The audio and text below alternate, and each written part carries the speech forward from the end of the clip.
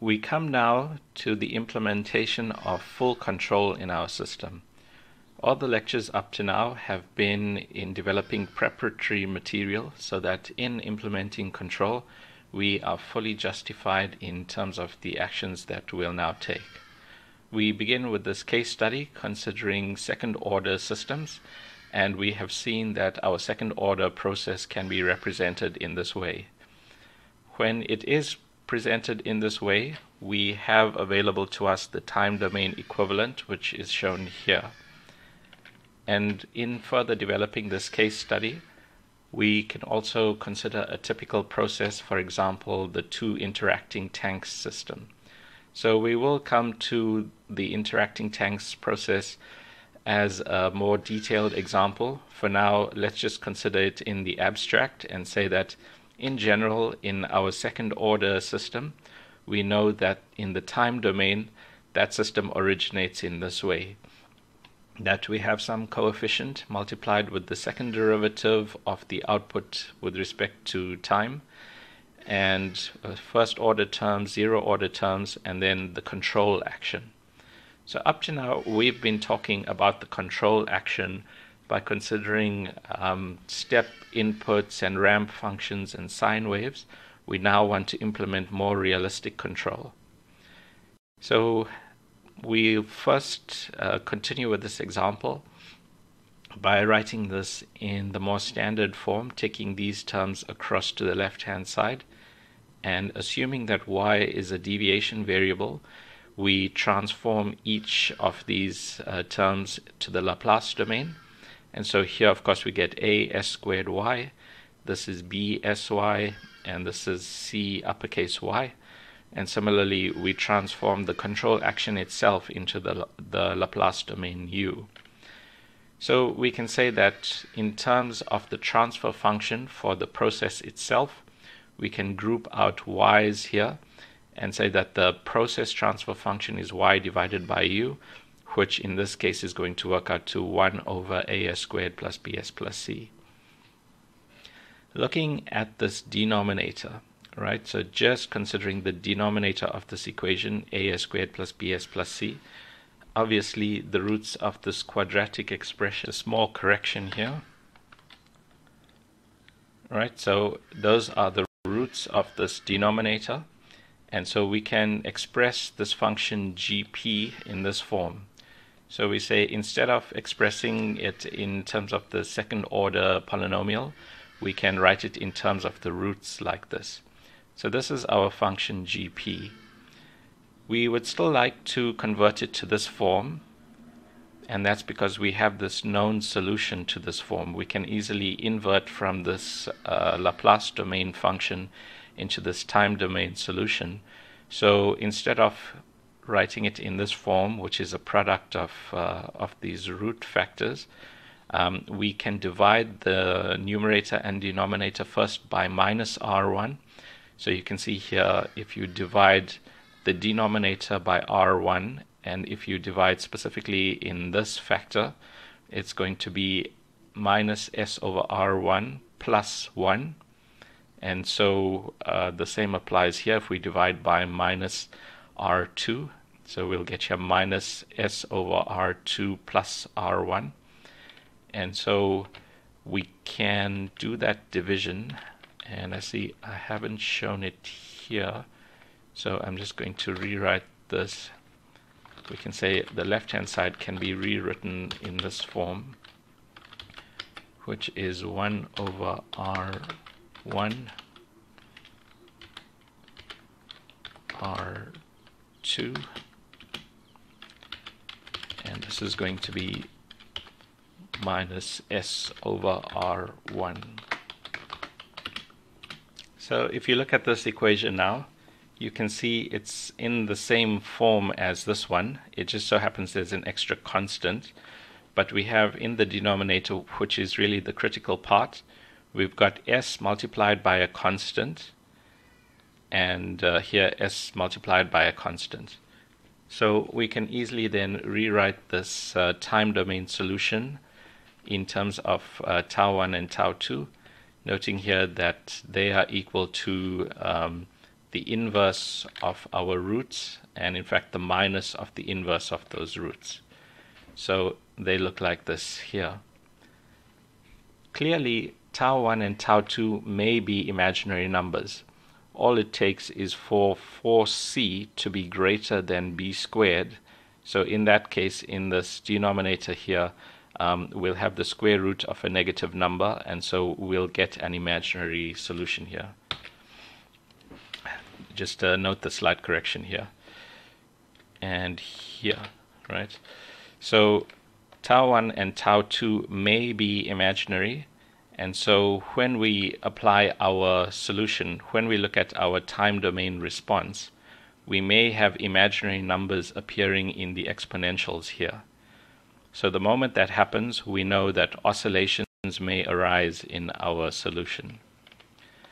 So more generally speaking, we can expand that and we will get a real part and an imaginary part. So that's the source of oscillations in our solutions. Let's consider that in the two interacting tanks problem. So just to remind ourselves, we have the rate of change of the volume in the tank, area times the height is the volume. So the rate of change of the volume in the tank equals the flow rate into the tank minus the flow rate out of the tank. And the rate of change of volume in the second tank is the flow from the first tank to the second tank minus the flow out of the second tank. So in considering tank 1 first, and setting for ourselves that the initial height in tank 1 is 0, right? So it becomes a deviation variable. Then we can easily convert this equation to the Laplace domain, and this becomes an S capital H1, and this is going to vary in time, so we respect this as a capital Q in S, so it's an S domain function, and then H1 is also an S domain function. It's also varying in time, so it looks like that. And then of course we can group out the H1s on both sides of this equation, and we can rewrite it like so. And so we can recognize this expression as being the same form as our first order version. So we can also create the transfer function by dividing the process output by the input, so H1 over Q in, and that leaves us with this stuff, K1 over A1 K1 S plus 1, and that has the same form as our expected first order form. So we can look up the time domain solution for the height in tank 1. However, our interest here is in the height in tank 2. So we just continue with our development. So taking the differential equation for tank 2 here, and again assuming that the initial height in tank 2 is 0, then we can easily translate this. We can write this as an S capital H2, and this is H capital H1S. So we can rewrite it like this. And again, we can group out for H2. So if we take this term across here, we can write this as H2 times 1 over K2 plus SA2 plus SA2. So you can see that in the denominator here, if we divide both sides by H1. So please do this algebra carefully and check that you agree with the development here. So we have this expression, and here we are just multiplying numerator and denominator by K2. So that's to make a 1 in this position. And then we are splitting off, or rather substituting for H1. So we have H1 from the development on tank 1. We substitute this expression in here, and then the equation looks like this. And now we see that we have our input. So this is the inlet to tank 1, and we are trying to control the level in tank 2 by manipulating the entry flow to tank 1. So our transfer function then is going to be H2 divided by that.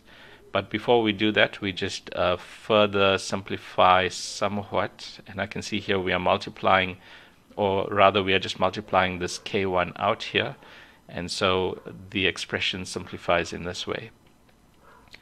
So we can summarize this and say, if we recognize A2 K2 as tau 1 and A1 as tau 2 and A1 K1 as tau 1, then it simplifies further to this form. So our transfer function for this process, where we are controlling tank 2 level by tank 1 inlet flow, can be obtained by dividing that H2 by Q in. So G2, the process function for the second tank, is equal to what's left over here. And we call that a capital K2, which is the same as lowercase k2. So just to use the standard notation for this transfer function, so K2 divided by the usual arrangement here. So that is now the standard form for the transfer function if we are controlling the tank 2 level. Right, so far so good. We have not as yet explained how we will go about implementing control. We have just said that there exists some time function, some inlet flow that we are going to manipulate in some way to control the level in tank 2. So let's do that now. And you can find in the notes various diagrams that show us how those are viewed by controls engineers. So we view the differences from a set point as in these terms, right? You can see load variables and so on.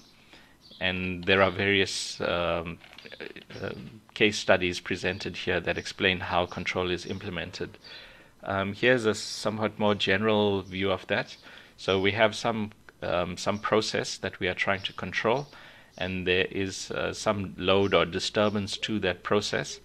And here we are comparing the disturbance. So there's some difference that the process currently has between its set point and the current value, and we want to overcome that disturbance. So we have some applied value, and we are comparing those two values, and we are applying a control action that will overcome that load or disturbance. So this is a control loop. So we'll come back to these control loops a little later, but you can read for now different ways that we can implement control and how those relate to our transfer functions. So here's another example of a control loop. As I say, you can read all these. So let's just continue with our two-tank system. So we have the system of equations, and we've developed all our expressions so far. And now we are going to implement what's known as proportional control. So we want to apply a control action that is going to try to maintain a specific height in tank 2. So we define for ourselves a set point in tank 2's level. And we currently, generally speaking, we are currently not at that set point. So there exists, or we can define there to be a difference between the tank 2's set point and the current level in the tank. So this difference should be the basis of our control action.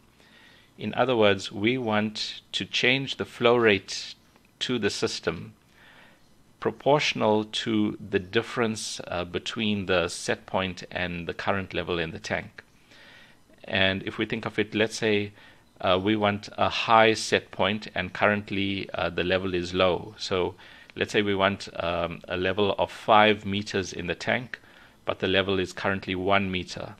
So this difference of 4 should be proportional to how fast or the flow rate that we apply in tank 1. So we choose also a parameter of our control action here. So we set some proportionality constant. So there's some constant multiplied by what we can think of as an error here. We can think of the difference between our desired set point and the current situation as being the error away from the control that we want to exert. So we will find some constant which will, when multiplied by that error, tells us what the control action must be. So here, if our set point is higher than our current level, then we want to feed the process by an increased amount. So this is a more abstract definition for our control action, because clearly this is not a time function that's known at the outset. I'm just moving this up here. This is not a known time function. This depends on how the system is behaving. So we would like to implement this control in the face of this being an unknown action. So even though it's unknown, it has a specific form here. So now it turns out it's only unknown in terms of the unknown system behavior. So anyway, it is a time function, whether it's known or not, it's a time function. And we can translate this time function into the Laplace domain. And so Laplace transforming the right-hand side, we write it as a capital U. And here we have Kp H2SP. So these we regard as constants, right? This is the control action constant, and that's going to be the same. And it doesn't matter how the level is changing, but in a given control scenario, we fix our time constant here. So this is a constant in time. This is another constant. So we are applying a specific set point, and we are observing how the system responds to that.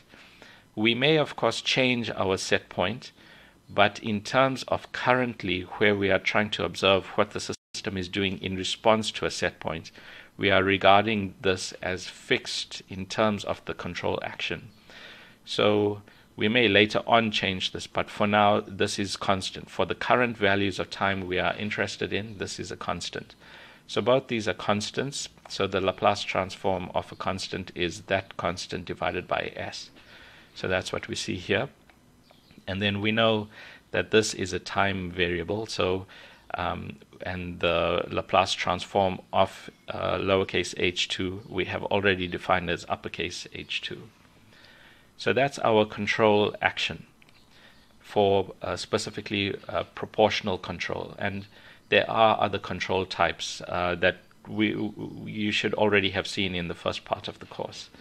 So anyway, that's proportional control in the Laplace domain. And now we can go ahead and multiply that out. Right? We had defined for ourselves that in terms of the process transfer function, we had already said the process transfer function equals the response of the system divided by the control action exerted on the system. And now that we have defined this, the control action, we can multiply the process transfer function by that to get our output. So our output is H2. We know that for the process, we have this second order system. So from the earlier discussion, we said GP equals GP is equal to this, right? So G2 is K over that denominator there. And so going back here, that's what we have for GP. So we are just multiplying by US here. And then looking at this expression, you can see H2 on both sides of the equation, so we can group that out. So here we take that across, so we have to take across that whole factor, and not sure why this is here. So we take across that expression, and then we can say that's equal to what's left over on the left hand side, and that's still times this stuff here. And then I see I had multiplied out that factor of S. So that's what we have if we just group out for H2, and then if we divide both sides by this factor, then we get that expression. So unnecessarily I've been moving that S around. But anyway, you can work through this algebra and test that you agree that this is true. And we can see here that we will get poles of H2 when when one of two things happens, which is that if S goes to 0, then this goes off to infinity. Similarly, when this term in the brackets goes to 0, then H2 also goes off to infinity. And we know those are important areas because we established earlier that the poles of the transfer function are equal to the time constants of the time domain solution. So we can say that if we look up the 0 for this part of the equation, then that is going to give us the time constants, and so we can investigate how that process is going to behave. We recognize here that this factor can be rewritten as 1 plus the open loop transfer function. So up to this point, we had been dealing with with no control action being implemented. We had just been considering that we are applying some disturbance to the system. We are applying sine waves and ramp functions and step inputs. So we regard that as an open loop system. We haven't closed the loop there because we had not at that point connected the output value of our transfer function with the input value. We hadn't connected those two. So now that we have connected them, now that we have associated our control action with the variable we are trying to control, that we regard as closing the loop. So this is the closed loop version. So when we apply this function, we consider this the closed loop version of our situation. And when we look here, this doesn't have that closed loop component. So we regard this, we obtain this function without doing any of that. So we regard this as the open loop transfer function, and this entire expression here is the associated closed loop version of our process. So looking at the open loop part, we can define this to be the transfer function of the associated open loop process. And so we can rewrite this part of the denominator as 1 plus the open loop part, right? And if we substitute our current system for this open loop part, we can say it looks like this. And so we can we've identified that when this is equal to 0, then that's a pole of the situation. So we set 1 plus g open loop equals 0 as giving us the poles, and we substitute for g open loop here, and so we've got the 1, take the 1 across that side and multiply out by the denominator, and we get this expression, and that gives us this form. And now let's see what we get when we apply that.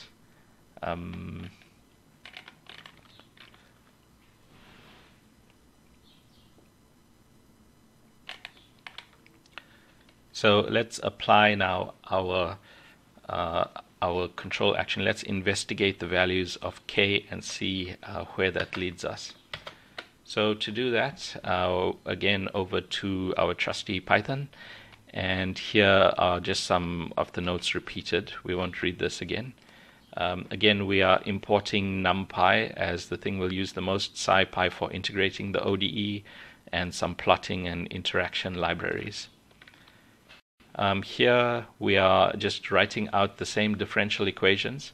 So as we mentioned, we regard the difference between the level in tank 2. Remember, in programming, the first array index 1 refers to the second element. So this is we read this as tank 2. So the current level in tank 2 minus the set point value is the error. And in fact, the way we did it in the notes is plus Kp, so we have to reverse the order here. So the set point minus the level in tank 2. And we can see our differential equations here. So the way we had written it originally was A1 times dH1 dt. I'm just dividing by that A1 here. And so it's Q in over A1 minus H1 over K1 A1.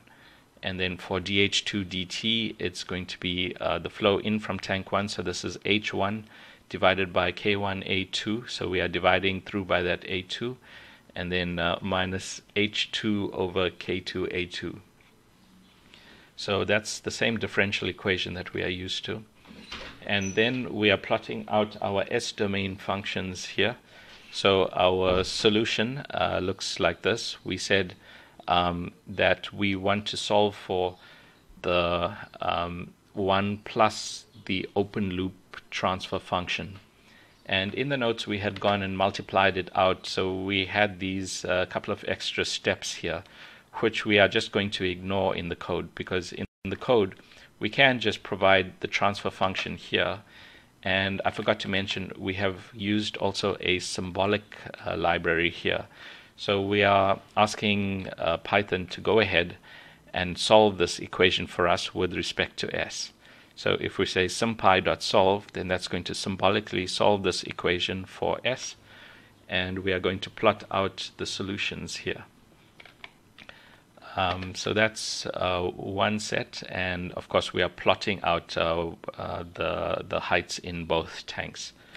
Noting that now we are trying to control the height through the set point.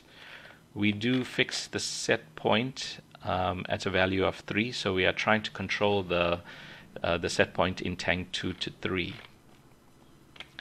And I'm just going to set the control action to 0 here, and let's rerun this program.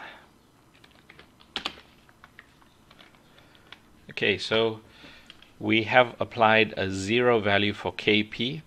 We have an initial value in both tanks of 0. And so if we are applying no control action, and remember, no control action means 0 inlet flow to tank 1. So looking at our original equations, Q in is the only inlet flow to the process, right? So Q in feeds tank 1, and then as tank 1 builds up, there's a flow that leaves tank 1. Now, if the initial value in tank 1 is 0, then there's nothing to flow out of tank 1, and nothing will flow through tank 2 either. So here we can see for these levels, for a 0 control action, there's no flow into tank 1 or tank 2, and so they just stay at 0 with time. Now, as we increase the value of Kp, we start to see in tank 1, which is the red line, the level starts to build up. So tank 1 height rises, and that's because our control action is based on the difference between the set point height in tank 2 and the current height in tank 2. So tank 2 started out at a height of 0, and we want to get to a height of 3. And you can see here that there's a fast increase in tank 1 as the system tries to get tank 2 up to a level of 3. And you'll see here, even though it's slowing down, it's not really getting to a value of 3. We'll look at that just now. But basically, by just increasing our control action, we can see the system starts to respond. The system tries to feed itself with, it tries to feed tank 1 quickly so that we can start building up the tank 2 level. We are also plotting out the phase plane here. So we are plotting the level in tank 2 against the level in tank 1.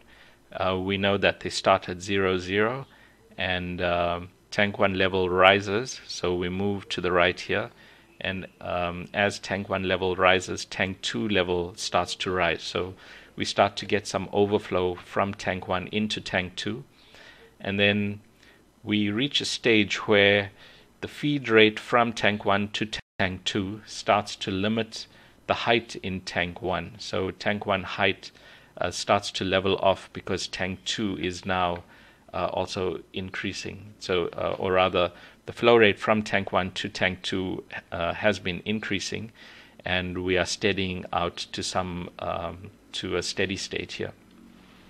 And that's because we are effectively limiting how high we can go in tank 1.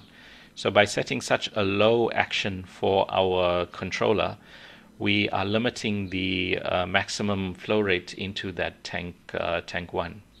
So let's increase that further. And you can see we are increasing here in terms of the level that we achieve, and it's going still higher. And we're still not quite getting to the level 3 that we want, right? And we can see here that before we can build up some appreciable level in tank 2, we sometimes have to overshoot, or, well, we can't talk about overshoot. We haven't set a set point for tank 1, but we have to rise to some higher levels in tank 1 before we can force the overflow into tank 2 here. So we can see that as we are increasing our value of Kp, we are starting to build up a level in tank 2. And here we are limited to a maximum of 1.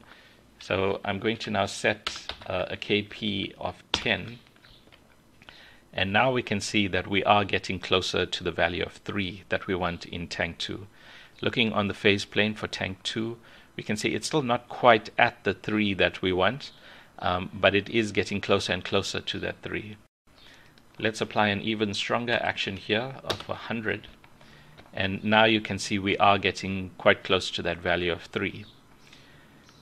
So we are starting to achieve our objective of maintaining a set point of 3 in tank 2.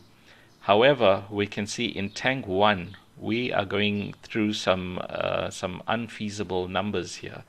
We are requiring that that tank 1 go to a negative number here, or not requiring it, but this is a consequence of our control action, that as we apply these increasingly large values for H1, that's causing our value for tank 2 to rise to levels that are going to force us to take the negative control action. So let's see that here.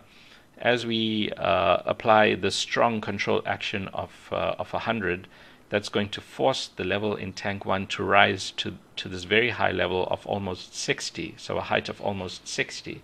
And we don't even know if that's possible, but let's go with it for now.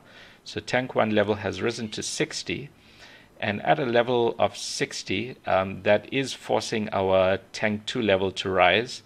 So it has gone up to this level closer to 3.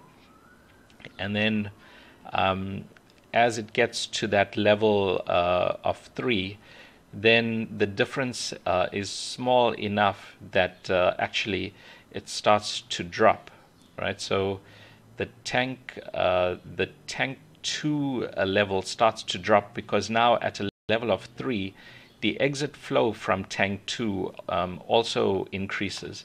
And that's perhaps something we forgot to say. So as we increase the level in tank 2, as H2 rises, then the exit flow from the tank 2 is also going to increase. So when the tank 2 level rises to close to 3, then its own exit flow starts to drive it out of the system. However, because we have such a high level in tank 1, that's still causing our tank 2 level to rise. And remember, when we look vertically here, we are considering tank 2. So tank 2 level is still rising. So it rises now to beyond the set point. So tank 2 level has now risen to a value of 5, which is beyond the set point level of 3. And according to our control action, when the set point is, when the level in the tank is too high, that's going to cause Q in to be negative. In other words, we are going to cause tank 1 to lose mass out of the out through what's intended to be the inlet flow. So the inlet flow actually becomes negative now. So when we start going beyond this level of 3, the tank 1 level starts to drop, not just because we are losing mass to tank 2, but also because we are now forcing mass out through what's supposed to be the inlet flow as well. So then tank 1 level starts to drop sharply. So tank 1, remember that's looking horizontally, tank 1 level is dropping, and as that tank 1 level drops, then we start to cause a decrease in tank 2's level. So tank 2's level now starts to drop, and it drops beyond this level of 3, and then that causes our control action to change again. So now that tank 2's level is below 3, then the inlet flow to tank 1 becomes positive again, and now we start to feed tank 1 again. So tank 1's level starts to increase again, and as that happens, we start to feed tank 2 again. So, and I could go on explaining the same thing over and over again here. The same factors are driving us to spiral slowly into this value of 3. So that's what happens when we apply strong control action. Now the two tanks become much more responsive to each other, and we cycle in slowly to this desired steady state. And in fact, it's close to and not equal to that value of 3. And also, we can see here that we are going into some unfeasible regions. We can see that we have forced tank 1 up to a level of almost 60, and that might not be possible. It might be that the tank 1 level is only perhaps 10 meters. So if it's only 10 meters, then actually we won't be able to maintain the level in that tank. We won't even be able to reach a level of 10 there, and the system might just be stuck at that point. Or down here, we are even forcing tank 1 to the tank 1 level to be negative, and again, that's not feasible. So we can see here that beyond certain levels of Kp, beyond a certain responsiveness, we are requiring the system to behave in ways that we know are not even possible. And even if it is possible, we might not want the system to jump to those extreme values. There may be safety issues, there may be materials of construction issues. So it might be that for a 60-meter height in tank 1, that our materials can't sustain the pressure at the base of that tank. So there are issues with applying such severe control action. So even though we might get close to our objective, we might be getting close to the intended height of 3 in tank 2, it might not be that we want such control action. However, it is a little unfair in this problem. It's not really possible to get anywhere close to the intended control action, close to the intended outcome by applying, we can't get close to 3 by applying this action, right? You can see there's a significant difference away from the 3 with even moderate values for Kp. So this tells us that we need to consider some alternative. So we need to consider perhaps changing the way our process is set up. There may be too much friction, or the control action, the exit flow rate from tank 2, we might need to look at changing how quickly we stream out of that reactor. So various design decisions that we should be considering in controlling that tank 2 level. So that's one thing we can say. But let's say we didn't have that option, and we really did want to figure out how best to implement control here. So we can see that there are constraints that we may want to apply on Kp, and we need to somehow find a criterion that tells us that Kp is allowed only in specific regions.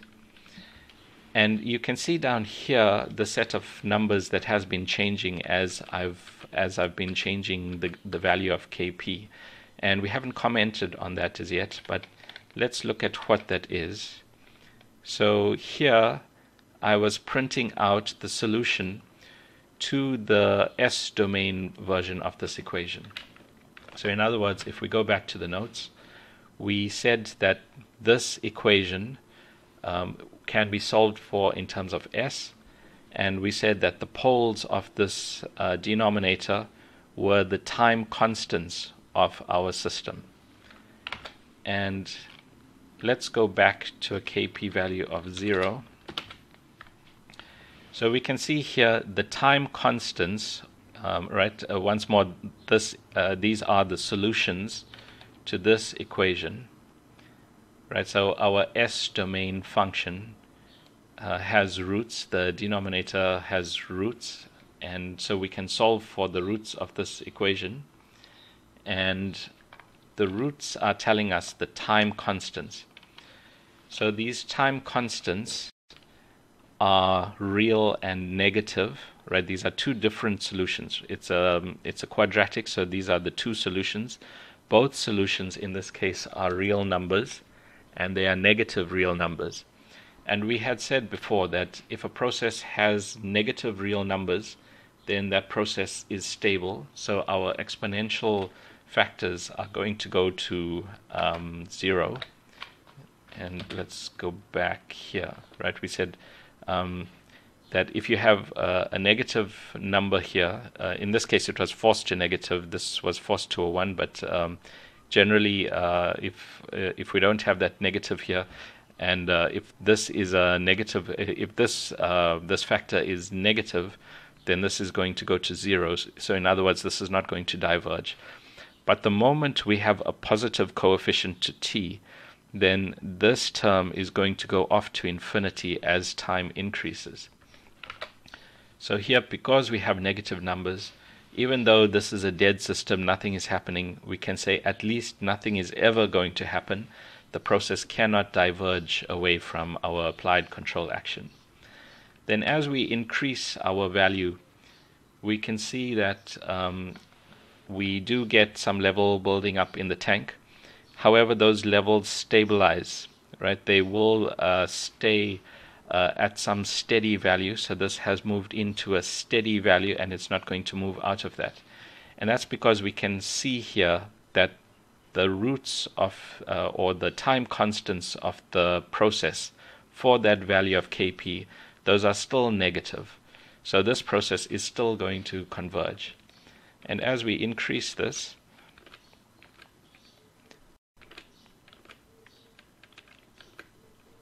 right, you get to this level, and the process is still convergent, so it still stays stably at a steady state.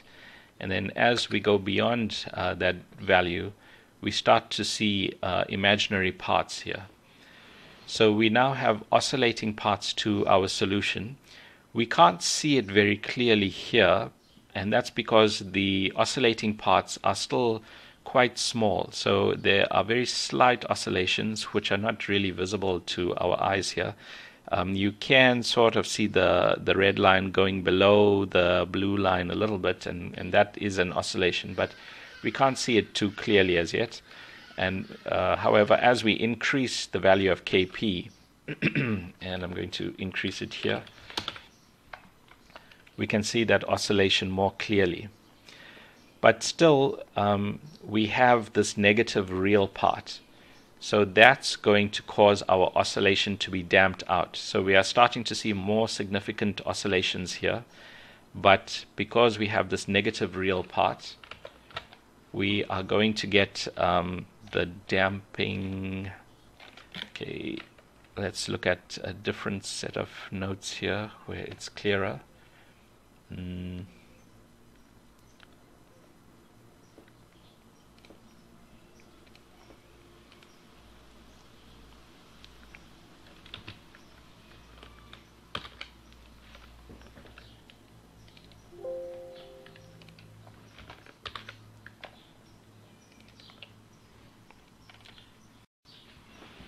we can see here, if we have real and imaginary parts, then if we expand out using the Euler expansion of exponential of a complex number, it's that real part multiplied by those oscillating functions. So those will oscillate forever.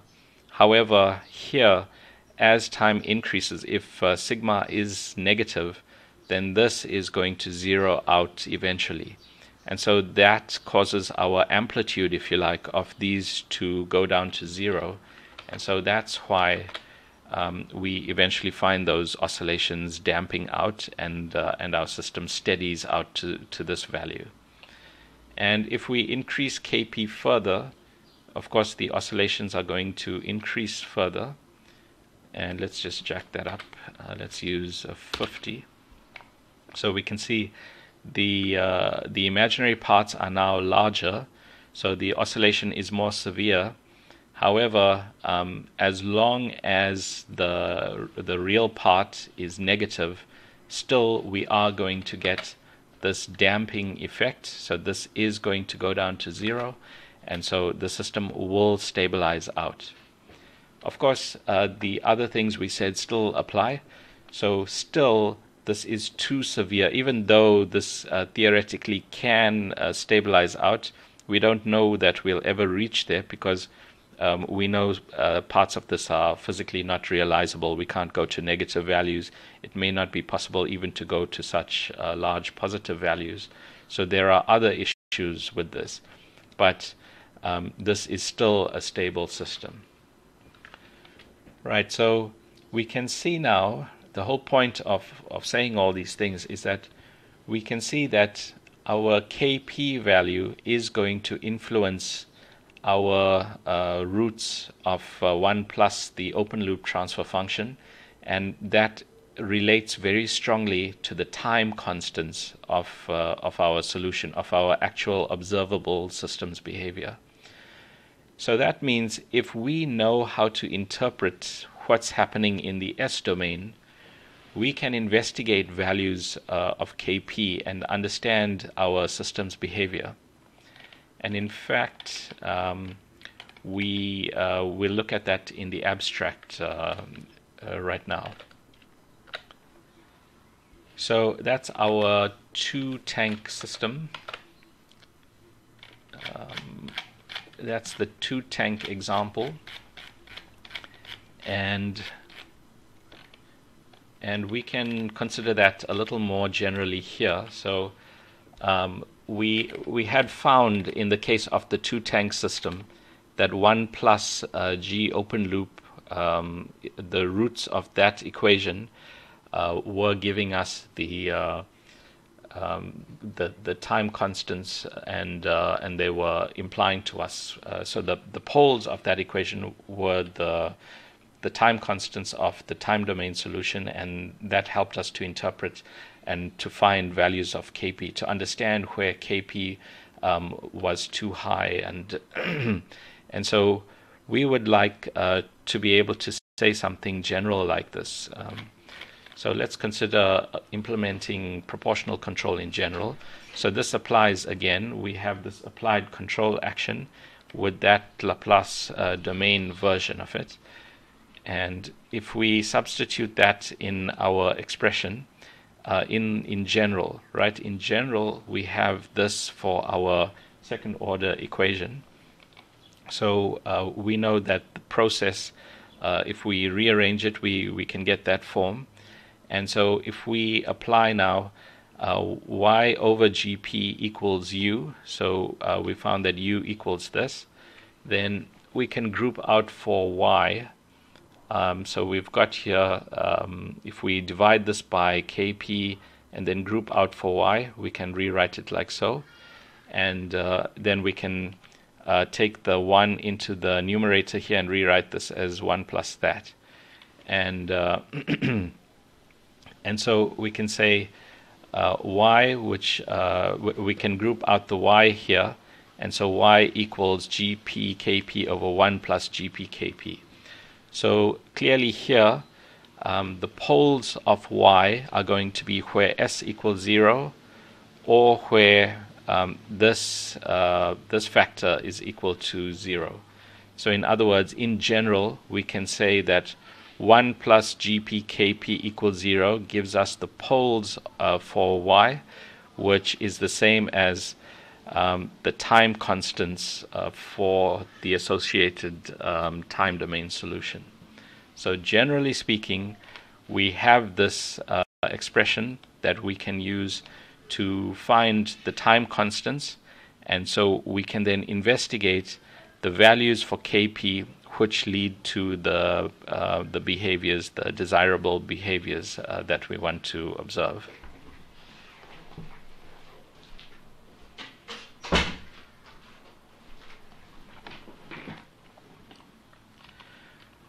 So now, further generalizing our control actions, we define first the difference between our set point and our current value in the system.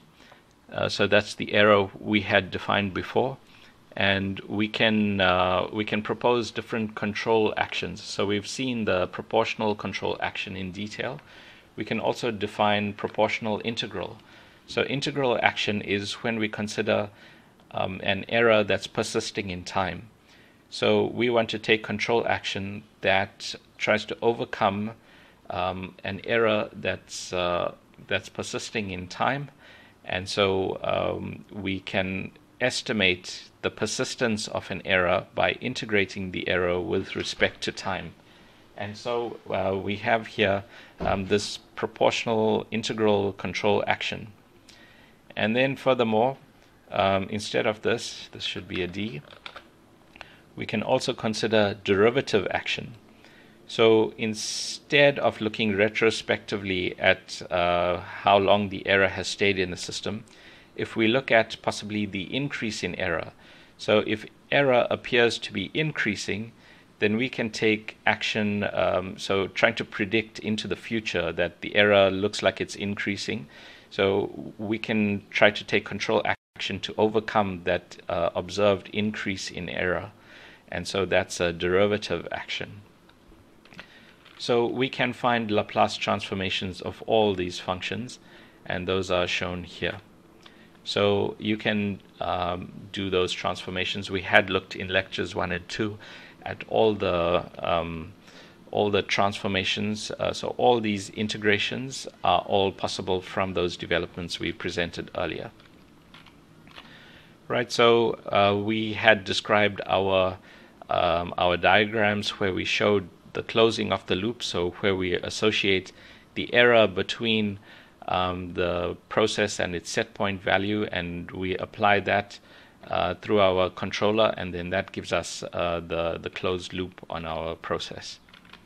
So again, here this is showing in a bit more detail if you have other transfer functions. So in the controller itself, you might get some transfer function so there might be some dynamics in the control action itself. So we can define other transfer functions like that, and so all those, if you stick those all together, you can identify the open loop transfer function. So there may be other dynamics, but by the end of the day, you will get a response of this form. You'll get your process's intended response divided by your set point here, and the poles of that will be 1 times the open loop transfer function.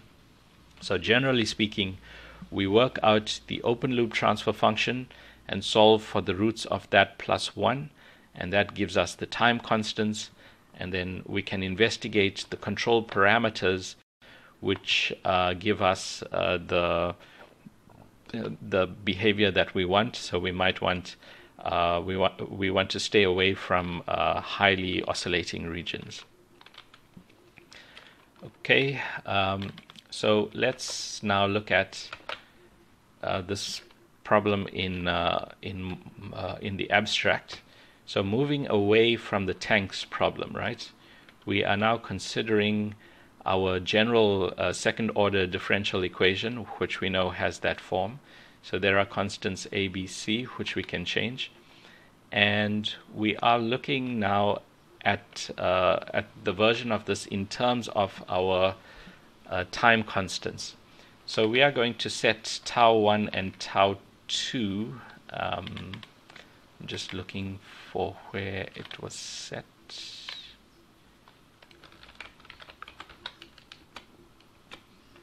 Well, we set them here. Down here we set tau 1 and tau 2, and at 1 and 5, and we are trying to control this process. And it's not the same type of control as before. So if we look up here, in this case we are trying to control y1. So now in this more abstract case, we are trying to control some process governed by y1 and y2, and we are trying to control y1 to a set point value of 5. So we are trying to reach 5 in y1, and again we are applying proportional control here, and this is now some other second order process, and we are going to set some time constants for that process. And we had established earlier the relationship between those time constants and ABC. So if we go back here to our formulation,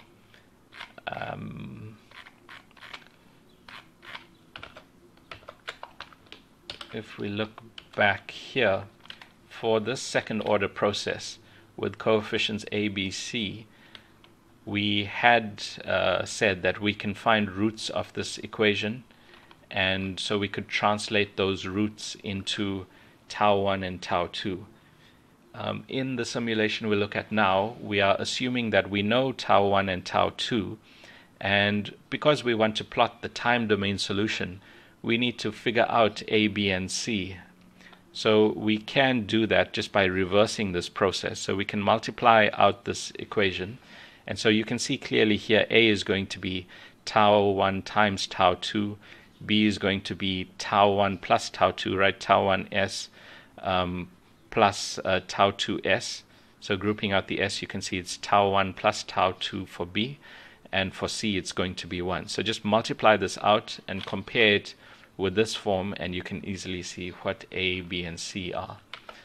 So that's what we are doing here. So we said A is tau 1 times tau 2, B is tau 1 plus tau 2, and C is 1. So that's our, in the time domain, those are the differential equations. And so obviously we are doing that because we want to adjust tau 1 and tau 2, and we want to see how that looks in the time domain. So we live in the time domain, we don't live in the S domain, so this helps us to visualize what's happening and what would be observable. Again, we are solving for this differential equation. So here we are specifying our open loop transfer function, so it's still a second order process, and so we can solve this equation for S. So here we are using the symbolic solver to solve for S, and we are evaluating S. So we are finding values for, we are finding the solutions here, and so we can plot out the roots of the solution as functions in S. So that's something we hadn't done before. So let's see how that looks. Running this block and this block, we can see here that we know we are trying to control our value of y1 to 5. So we've set a set point. Where is the set point? We've set y1 to 5. So we are trying to control this process to 5. And you can see it's not quite getting there for this applied value of kp of 1. There is y1 and y2, and so we are plotting that. It shouldn't be h1 and h2, that should be y1 and y2. That's here, so that's y1 and y2. So we can see here for y1, let's just rerun that. We can see here for y1 we are eventually getting to 2.5, which is not the value of 5 that we want, and that's because we haven't applied a strong enough control as yet. So let's increase the value for kp.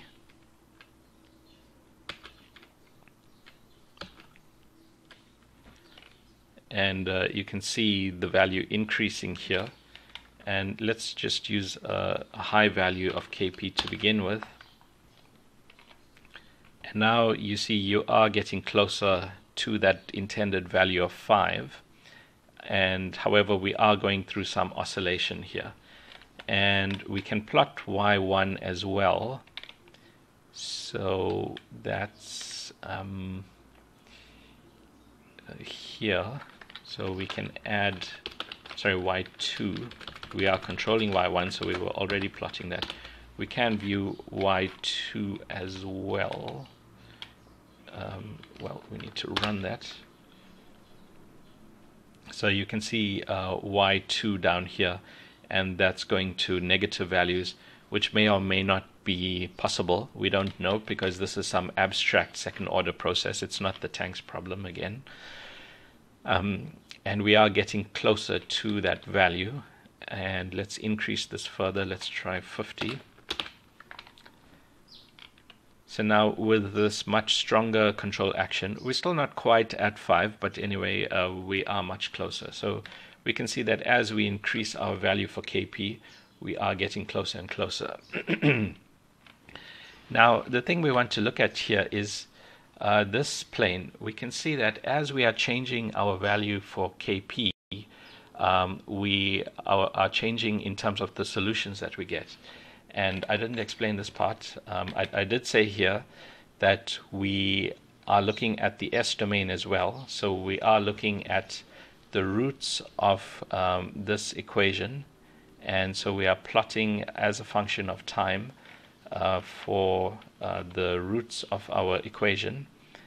And we have for these two values of S, or I should say, we are changing, or we are varying Kp. So our Kp values here are actually evaluated as a variable. So here we are creating a vector of Kp values. So Kpi is the vector we created here. So here we are considering Kp values in the range 0 to 20. Let's change this down to some low number, let's say 0.1.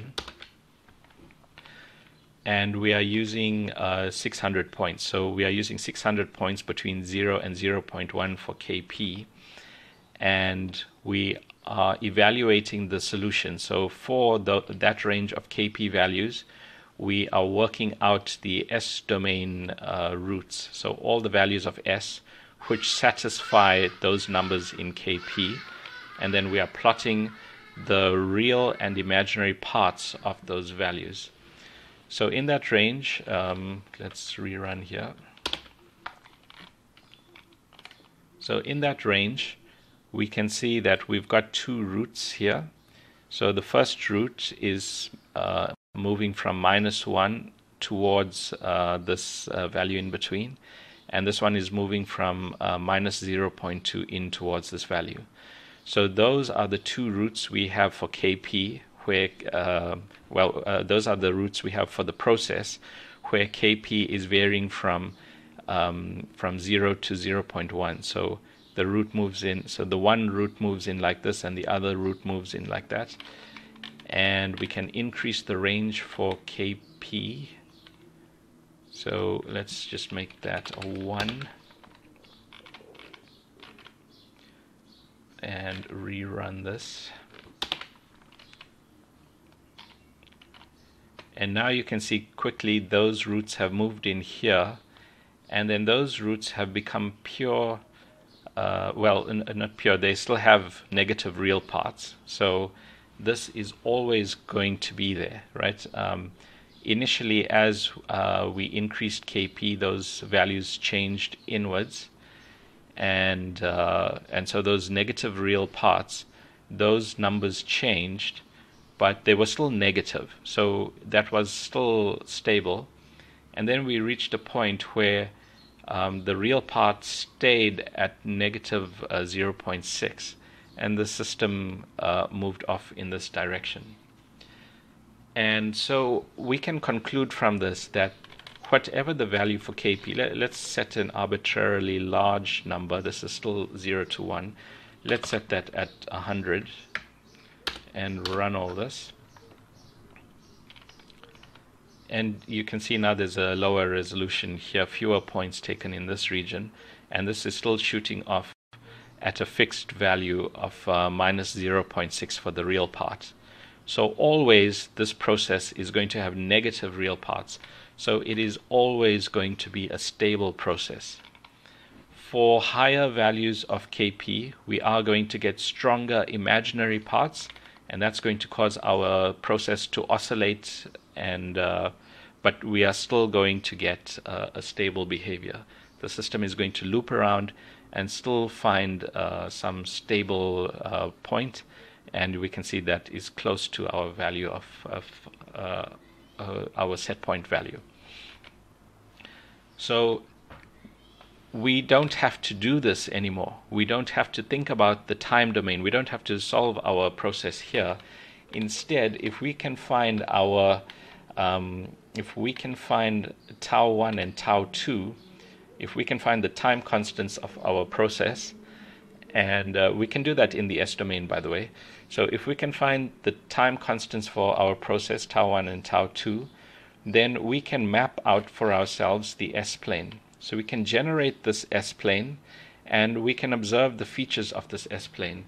And one of the most important features is that we are always on the negative real axis, which means the process is always going to be stable. Another thing we could do is start thinking about criteria. So we could say, look, I never want an oscillation of this extent. I don't want an amplitude that goes down so low here. So what I can do instead is set a maximum for my imaginary part. So we could say, I don't want to go to a frequency beyond an imaginary part of 2 here. So we can cut off a 2, and we can plot out k, we can plot the solution out as a function of k and find where we reach the 2 and say, right, that's enough for me. I'm never going to go to a k value beyond that number. So we can restrict our control action based on the features that we want to see. So if we don't want such high oscillations here, we don't have to look here to find that out. We can go here to our S domain and navigate this plane and identify desirable operating regions. And this is the whole point of all the lectures we've been doing up to now. We now have a nice relationship between the time domain and the S domain, and we can see how we can investigate this S domain, and so we can design our controller just by considering features in this S domain. Right, so that's what we can see for this setup. Let's consider some other values here for tau. Let's say tau is 50, so a very different time constant here, and we are still getting negative real parts. So this process appears to be stable always. Let's, however, consider a -2 here. And you can see now that there are regions where we have positive real parts. And if you look at this, you can see the system has strayed far away, right? This is 10 to the 307. So here the solution has exploded. And so we can see the influence of Kp being in that region. In fact, let's try and control this process. If we set Kp is 0, so even when we have no control action being taken, we still get one of our roots being a positive real number, so this is still not stable. So even without applying control action, right, even if we have a 0 here, still this is an unstable system, and it's going to fly away. So as we increase this value for Kp, you can see the system running away. This is 10 to the power 45. So this is a very strongly unstable process, and that's because we have we have a root that causes it to be so. So in terms of our physical process, we can also use the S domain to navigate the plane. So in this case, it's really an uncontrollable process, and that's a little bit because this is physically unrealizable. But if we come back to more reasonable regions of operation, we can see that we get stable operation. And yeah, in this case, this is always going to be stable. So we always stay in the negative real part. And so that's a feature that we can see just by considering the S-plane. There are, of course, regions where for different values of the controller, we'll get ourselves straying into the positive real part, and so those are some things to look out for. So we can start to see how we can apply our relationship between the Laplace domain and the time domain to design our controllers. So we'll be looking at that in more detail in the rest of the course. And I'm just looking here at whether I've missed anything. We've already said all this, right? This is now looking at general stability criteria. So looking at plotting out our time constants. If our time constants have negative real parts, then it's stable operation. If there's any positive real part, it's going to be unstable, that's exploding away. If we have negative real parts, but they are imaginary, then that process will oscillate, but it will steady out eventually. If we have positive real parts and imaginary parts, then it's going to oscillate, and it will be an unstable oscillation that will just explode away. If it's positive, well, we've already seen that. Yeah, I guess we've covered everything here. Right, so all the observations are listed here in the notes. We can think about what we had looked at earlier when we looked at our responses. So going back to the notes, pulling up, we were looking at the responses of our first and second order processes. I guess that was in number 4. When we looked at our linear system responses, we had also considered the second order case for sine wave inputs. And I think we never graphed that out, but we had said that we could parameterize that equation in terms of zeta and tau, and we can identify a zone where that's desirable. So we found that we did graph out the amplitude ratio. So we had defined that concept of an amplitude ratio, which I just can't find right now.